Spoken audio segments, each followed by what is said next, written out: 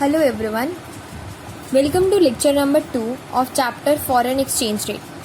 In this class we will be discussing the effects on floating exchange rate. कि क्या effect आएगा floating exchange rate पे. In last class we have covered कि floating exchange rate determine कैसे होता है. हमने क्या बोला था जहाँ पर भी डिमांड और सप्लाई मिलते हैं, this is my X axis, this is my Y axis. ठीक है, हमने क्या बोला था, this is my demand of foreign exchange D dollar and this is my supply of foreign exchange S dollar. जहाँ पे भी ये दोनों मिलते हैं मैंने बोला था वो मेरा क्या होता है, डिटरमाइन, वो मेरा रेट डिटरमाइन हो जाता है. जहाँ मेरा रेट डिटरमाइन होता है उसके बाद मुझे क्या करना है, इफेक्ट स्टडी करना है. ये तो हम लास्ट क्लास में कवर कर चुके थे कि रेट कहाँ डिटरमाइन होता है, जहाँ डिमांड और सप्लाई मिलते हैं. इन दिस क्लास मुझे क्या कवर करना है कि इफेक्ट क्या आएगा फ्लोटिंग एक्सचेंज रेट पे, फ्लोटिंग एक्सचेंज रेट पे क्या इफेक्ट आने वाला है. मैं फर्स्ट केस ले रही हूँ, जब मेरी डिमांड बढ़ेगी, let's say increase in demand. First case is my increase in demand. मान लो डिमांड बढ़ रही है तो फ्लोटिंग एक्सचेंज रेट पे क्या फर्क आएगा. ओके, अगर डिमांड बढ़ रही है तो डिमांड को क्या शिफ्ट हो जाएगा, राइटवर्ड. कर लेते हैं एक बार shift. I have been shifting the demand curve to the right side. इसको मैंने शिफ्ट किया rightward and I am naming this point as $1 and $1. कुछ भी नाम दे सकते हो, $1, $2. जहां भी ये मेरे सप्लाई कर्व को टच करेगा, लेट्स से दिस पॉइंट, वहां से आप नीचे लाइन ड्रॉप करेंगे, this point and also drop this point to the Y axis. X axis पे भी ड्रॉप करना है और वाई एक्सिस पे. तो अब तुम्हें क्या पता लग रहा है, तुम्हारी डिमांड बढ़ाने से from E to E1 point, ठीक है, ई से E1 पॉइंट पे डिमांड बढ़ाने से रेट भी बढ़ रहा है और क्वांटिटी भी बढ़ रही है Q से Q1. सेकेंड केस क्या आ सकता है कि अगर मेरी डिमांड डिक्रीज हो रही है, डिक्रीज इन डिमांड. ठीक है, इसके लिए मुझे क्या करना पड़ेगा, पहले फिर से इनिशियल डायग्राम हर क्वेश्चन में बनेगा. And what is my initial diagram, X axis Y axis, demand downward sloping DD. ठीक है, and supply is my positive, that is SS. जहां ये दोनों मिलते हैं वो मेरा क्या होता है, रेट डिसाइड होता है. ये दोनों मिले यहाँ पे मेरा क्या होगा, रेट डिसाइड हो गया. Let's say this is my E point.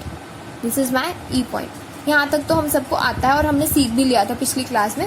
जहाँ ये दोनों मिलते हैं वो मेरा इक्विलिब्रियम पॉइंट होता है. ठीक है, वहां में रेट डिसाइड होते हैं. Let's say this is R and this is Q. Clear. अब बात आती है, क्वेश्चन में बता रखा होगा कि डिमांड क्या हो रही है, कम. अगर डिमांड कम हो रही है तो रेट पे इफेक्ट बताना है. अगर डिमांड कम हो रही है तो डिमांड कर्व को शिफ्ट कर दो लेफ्टवर्ड. कहाँ शिफ्ट कर दो, लेफ्टवर्ड, मतलब पिछली side, back side, left side पे शिफ्ट करेंगे. अगर डिमांड बढ़ती है तो राइट साइड, कम होती है तो left side. This is my left side, मैंने उसको शिफ्ट कर दिया, कम हो रही थी ना डिमांड. ठीक है, अब सप्लाई के बारे में तो कुछ बता नहीं रखा तो हम सप्लाई को छेड़ेंगे भी नहीं, कुछ भी नहीं करेंगे. और जहां ये सप्लाई को टच करेगा, ये पॉइंट, दिस पॉइंट, इससे ड्रॉप करोगे लाइन एक्स एक्सिस पे भी और इससे ड्रॉप करोगे लाइन वाई एक्सिस पे भी. ठीक है, ड्रॉप कर दिया परपेंडिकुलर. एज अ रिजल्ट क्या पता लग रहा है, क्वांटिटी कम हो रही है और रेट भी क्या हो रहा है, कम हो रहा है.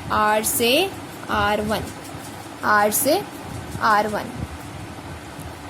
क्या सीखा आपने, अगर डिमांड बढ़ती है तो राइटवर्ड शिफ्ट कर दो और जहां ही सप्लाई को टच करती है वहां से लाइन ड्रॉप कर दो. अगर डिमांड कम होती है तो डिमांड को लेफ्टवर्ड शिफ्ट कर दो और रेट को परपेंडिकुलर ड्रॉप कर दो. ठीक है, that is effect on floating exchange rate. या तो डिमांड बढ़ेगी या फिर डिमांड कम होगी. क्लियर, या तो डिमांड बढ़ेगी और या ही डिमांड ये क्या होगी, कम होगी. क्लियर है. इसके बाद नेक्स्ट केस क्या हो सकता है कि या तो डिमांड बढ़े भी और डिमांड क्या हो, कम भी हो, इंक्रीज भी हो और डिमांड साथ ही साथ क्या हो, डिक्रीज भी हो. क्लियर है. तो उस केस में क्या करेंगे, इंक्रीज भी हो तो राइटवर्ड और डिक्रीज भी हो तो सेम डायग्राम में हम क्या कर सकते हैं, लेफ्टवर्ड भी शिफ्ट कर सकते हैं. इंक्रीज भी एंड डिक्रीज भी. This is my decrease. पहले इंक्रीज बना लो और साथ ही साथ क्या बना लो, डिक्रीज. मैंने डिक्रीज किया, एक पॉइंट आया, मैंने लाइन ड्रॉप करी वहां से एक्स एक्सिस पे भी और वाई एक्सिस पे, मतलब दोनों डायग्राम एक ही डायग्राम में हो गए, that is increase and decrease. इकट्ठा बनाना हो हम तब भी बना सकते हैं। अगर दोनों की बात कर रहा है कि मुझे क्वेश्चन में कहेगा चेंज इन डिमांड बताओ, क्या कहेगा, चेंज बताओ, ना वो कहेगा इंक्रीज ना वो कहेगा डिक्रीज। तो चेंज के केस में आपको क्या करना पड़ेगा, राइटवर्ड शिफ्ट भी करना पड़ेगा और लेफ्टवर्ड शिफ्ट भी करना पड़ेगा।